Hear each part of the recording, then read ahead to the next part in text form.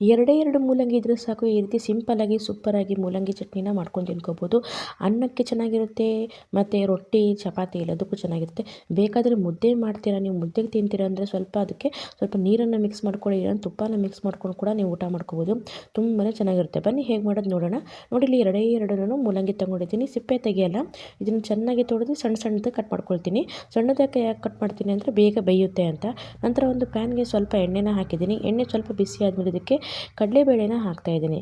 ನೋಡಿ, ಕಡಲೆಬೇಳೆ ಒಂದು ಅರ್ಧ ಸ್ಪೂನಷ್ಟು ಕಡಲೆಬೇಳೆ ಹಾಕಿದ್ದೀನಿ. ಅರ್ಧ ಸ್ಪೂನಷ್ಟು ಇಲ್ಲಿ ಉದ್ದಿನಬೇಳೆ ಹಾಕಿದ್ದೀನಿ. ಉದ್ದಿನಬೇಳೆ ಇದು ಪಾಲಿಷ್ ಮಾಡಿಲ್ಲ ಅಂದರೆ ನಾನು ಸ್ವಲ್ಪ ಕುಟ್ಟು ಹಾಕಿದ್ದೀನಿ. ಫುಲ್ ಉದ್ದಿನಬೇಳೆ ಇತ್ತದು, ಕಪ್ಪದಿರುತ್ತಲ್ಲ, ಸಿಪ್ಪೆ ಕೂಡ ಇದೆ, ಅದೇ ರೀತಿ ಹಾಕಿದ್ದೀನಿ.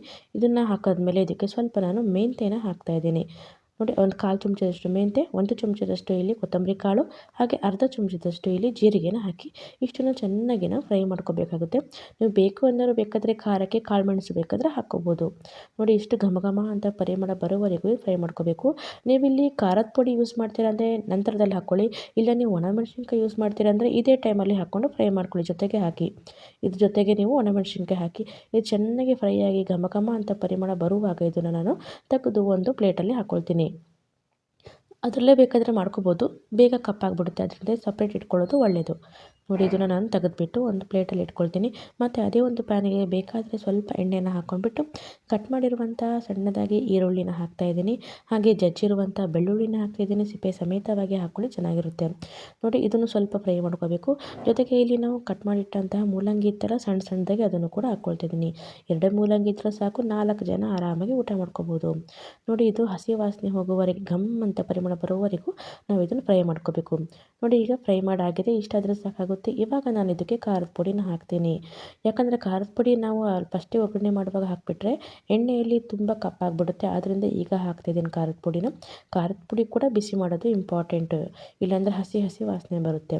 ನೋಡಿ, ಖಾರದ ಪುಡಿನ ಹಾಕ್ಬಿಟ್ಟು ಚೆನ್ನಾಗಿ ಫ್ರೈ ಮಾಡ್ಕೊಳ್ಳೋಣ. ಜೊತೆಗೆ ನಂತರದಲ್ಲಿ ಇದಕ್ಕೆ ಒಂದು ಸಣ್ಣ ಚೂರಷ್ಟು ನಾನು ಹುಣಸೆ ಹಣ್ಣನ್ನು ಹಾಕ್ತಾಯಿದ್ದೀನಿ. ಹಾಗೆ ಸ್ವಲ್ಪ ಕರಿಬೇವು ಮತ್ತು ಕೊತ್ತಂಬರಿನೂ ಕೂಡ ಹಾಕ್ತಾಯಿದ್ದೀನಿ. ನಾನೀಗ ಗ್ಯಾಸ್ನ ಆಫ್ ಮಾಡ್ಕೊಂಡಿದ್ದೀನಿ. ಗ್ಯಾಸ್ ಆಫ್ ಮಾಡಿದ್ಮೇಲೆ ಎಲ್ಲ ಪದಾರ್ಥಗಳನ್ನು ಹಾಕಿ ಒಂದು ಸಾರಿ ಮಿಕ್ಸ್ ಮಾಡ್ಕೊಳ್ಳಿ. ನೋಡಿ, ಈ ರೀತಿಯಾಗಿ ಸ್ವಲ್ಪ ಅದನ್ನು ಬಾಡಿಸ್ಕೋಬೇಕು. ನೋಡಿ, ಆದಮೇಲೆ ನಂತರದಲ್ಲಿ ನಾವು ಫಸ್ಟಿಗೆ ಏನು ಫ್ರೈ ಮಾಡಿದ್ವಲ್ಲ ಬೇಳೆಕಾಳುಗಳು, ಅದನ್ನು ಕೂಡ ಜೊತೆಗೆ ಹಾಕಿ. ನೀವು ಮಿಕ್ಸಿಯಲ್ಲಿ ಹಾಕ್ತೀರಾ ಅಂದರೆ ಫಸ್ಟ್ ಬೇಳೆಕಾಳುಗಳನ್ನು ಸ್ವಲ್ಪ ಮಿಕ್ಸರ್ ಮಾಡಿಕೊಂಡು ಅಂದರೆ ಗ್ರೈಂಡ್ ಮಾಡಿಕೊಂಡು ನಂತರದಲ್ಲಿ ಈ ಉಳಿದ ಪದಾರ್ಥಗಳನ್ನು ನೀವು ಮಿಕ್ಸಿ ಮಾಡ್ಕೋಬೋದು. ಇಲ್ಲ, ನಾನು ಗ್ರೈಂಡರಲ್ಲಿ ಮಾಡ್ತಿರೋದ್ರಿಂದ ಒಟ್ಟಿಗೆ ಹಾಕಿಬಿಟ್ಟು ಇಲ್ಲಿ ಫ್ರೈ ಮಾಡ್ಕೊಳ್ತೀನಿ.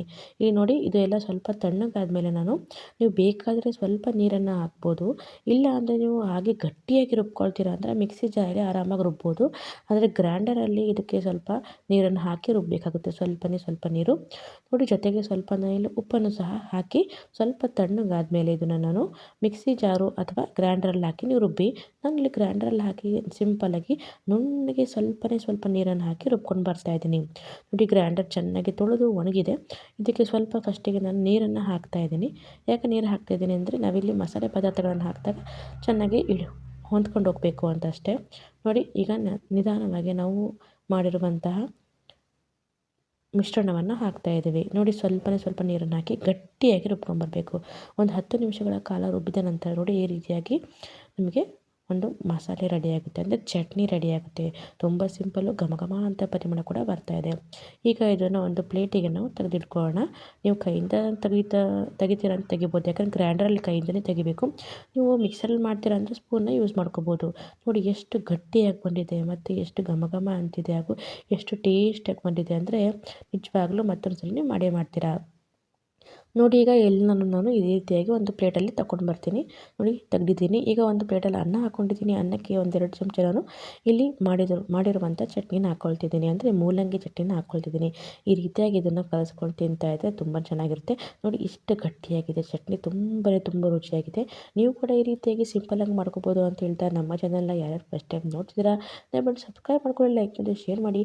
ತುಂಬ ವಿಡಿಯೋಗಳನ್ನು ಹಾಕಿದ್ದೀರಿ, ನೋಡ್ತಾ ಇರಿ, ಹೀಗೆ ಸಪೋರ್ಟ್ ಮಾಡ್ತೀರಿ ಅಂತ ಹೇಳ್ತಾ ನಮ್ಮ ಚಾನಲ್ ನೋಡೋದಕ್ಕೆ ತುಂಬ ಹೃದಯದ ಧನ್ಯವಾದಗಳು. Thank you. Bye bye.